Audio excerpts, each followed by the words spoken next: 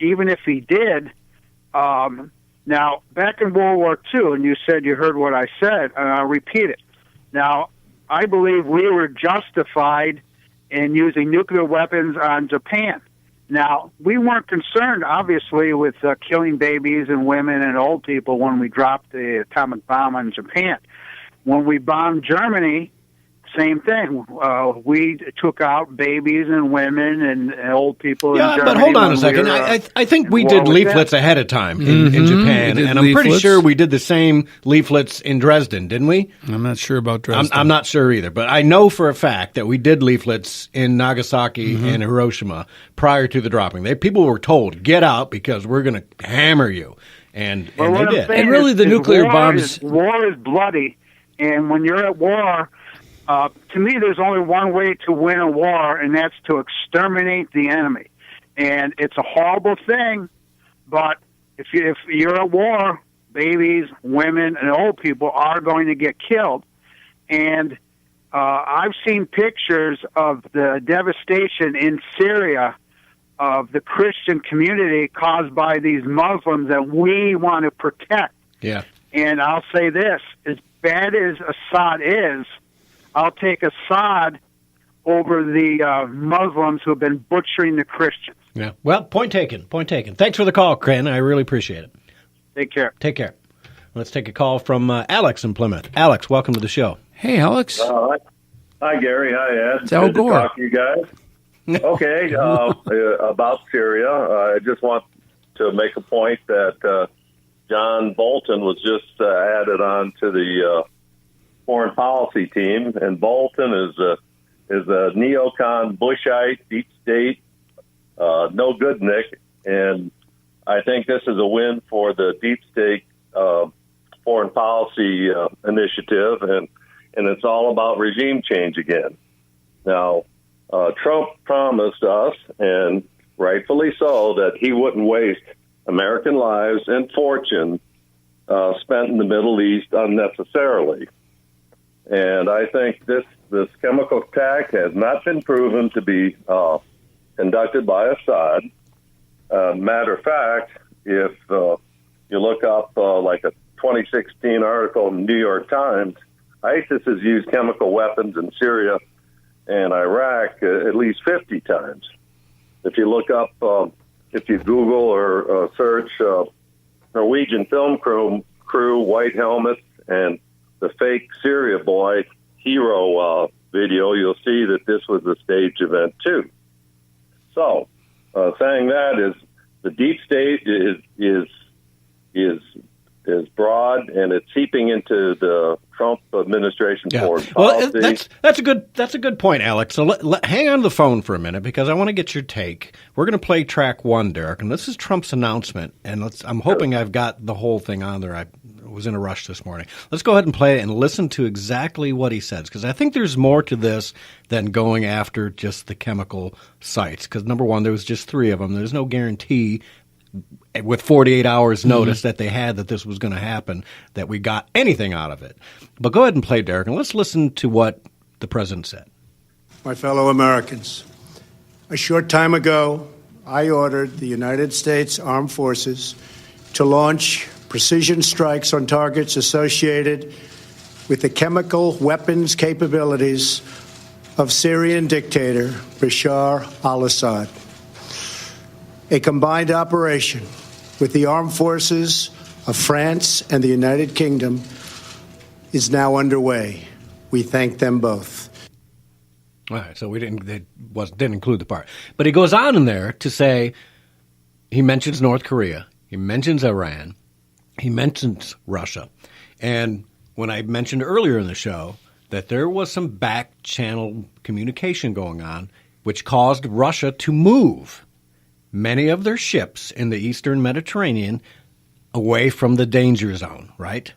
The general also made an announcement that these strikes occurred only in de-escalation zones, right? These are zones that have already been cleared. Everybody's talking, the Russians, the Syrians, the Israelis. They called it de-conflict. That's it. Yes, in other words, de-conflict zones. Russia, stay out of here and you'll be safe. Yes, they did. And so that happened, which leads me to believe there is some communication going on, and that this was meant as a sign not only to Russia, but to North Korea and Iran that, you know what, our red line is not Barack's red line. When we say you have a red line, right or wrong, good or bad, deep state or no deep state, I made the statement, we're coming and you can count on it. And so that goes to a negotiation coming up with Kim Jong-un. This may go to whatever negotiations may happen with the Iran deal falling apart or maybe being renegotiated. And this tells Vladimir Putin, Serious. I'm serious. And if you think you can knock our stuff down, give it a shot. Because all they did, the Russians, and this is why I say go see @Thomas Wichter. He talks about what happens when you turn your radar on to target incoming missiles. When you've got the wild weasels from the UK, France, and America all up in the air. Hunting for that signal.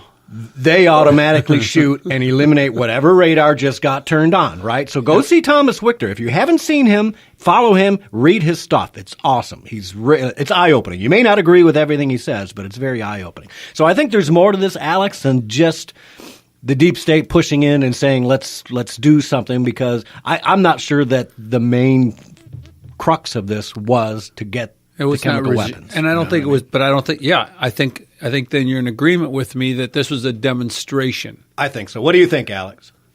Well, I think if somebody slaps me, I don't punch the guy next to him. I think this is what you're explaining to me is like kabuki theater. And that's right. It's not about. And what he said in that audio tape, Trump said, was capabilities. Now he didn't. He sort of backed off the claim earlier. What I thought was that he could assign who was actually responsible.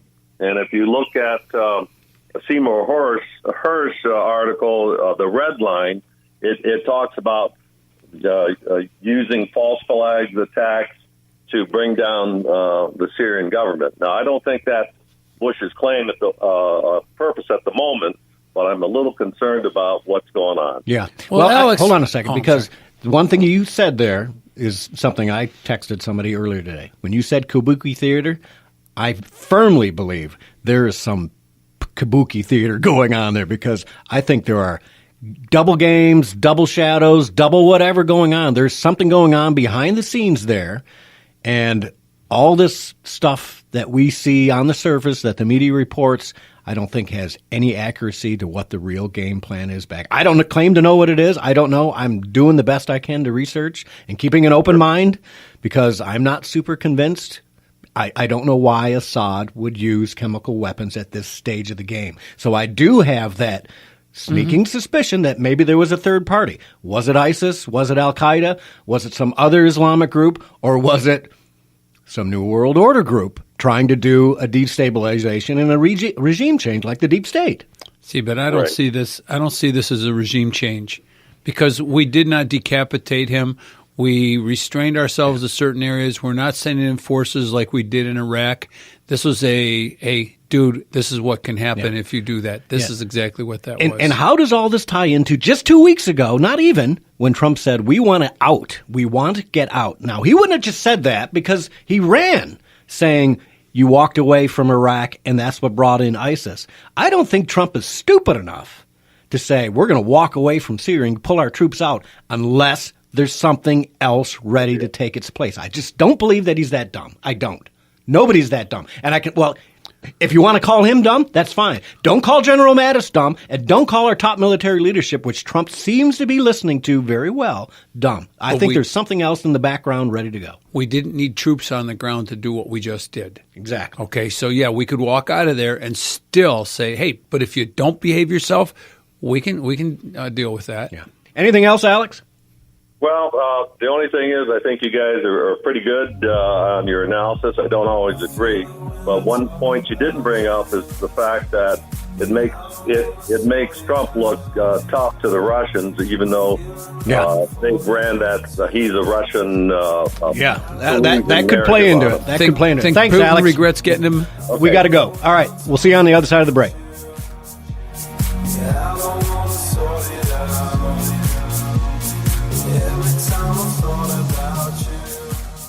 People are always on the go, driving to work, running errands. How do they keep informed? They listen to Wham Talk 1600 just like you. If you're a business owner, your message can reach these people wherever their travels take them. People tune to Wham Radio for the latest issues, discussed by hosts like Joe Pags, Fayron X, and Dana Lesh. And they'll stay tuned for your message as well. Call 734-971-1600 today and advertise your business with Wham Radio and whamradio.com. Whamradio.com.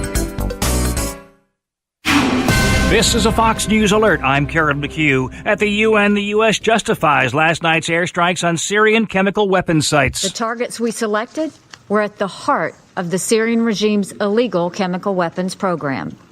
The strikes were carefully planned to minimize civilian casualties. The responses were justified, legitimate, and proportionate. Ambassador Nikki Haley, the strikes were carried out jointly by the U.S., France, and Britain. Today's emergency session at the UN Security Council was called for by Syria's ally, Russia. We are putting forward for your attention a brief draft resolution which we will demand a vote on at the end of this meeting. Ambassador Vasily Nebenzia, heard through an interpreter, called for an immediate cessation of aggressive actions by the U.S. and its partners. This is a Fox News alert.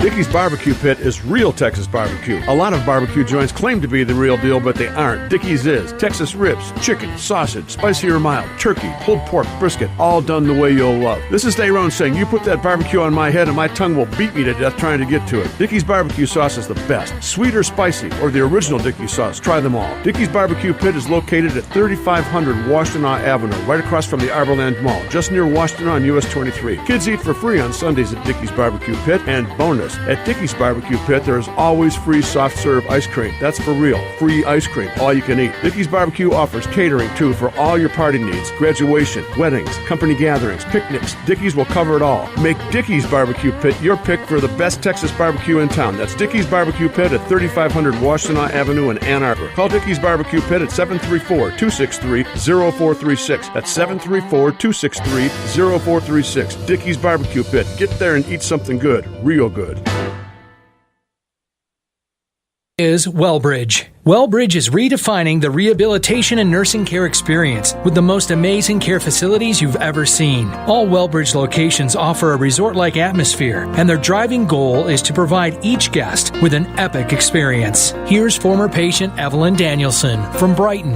It was excellent. It wasn't only just the physical part of it, doing your exercises with them. It was the RNs, even down to the kitchen people that came in and said, what can we fix you? What do you like? We'll try to do it for you. And everything with a smile. I couldn't get over. I would heartily recommend Wellbridge. For rehabilitation and nursing care, ask for something epic. Ask for Wellbridge. In Brighton, Fenton, Novi, and Pinckney. Now looking for talented nurses and certified nurse assistants to join their growing team, Wellbridge invites everyone to learn more about them at thewellbridgegroup.com. Wellbridge, your bridge to recovery and wellness starts here.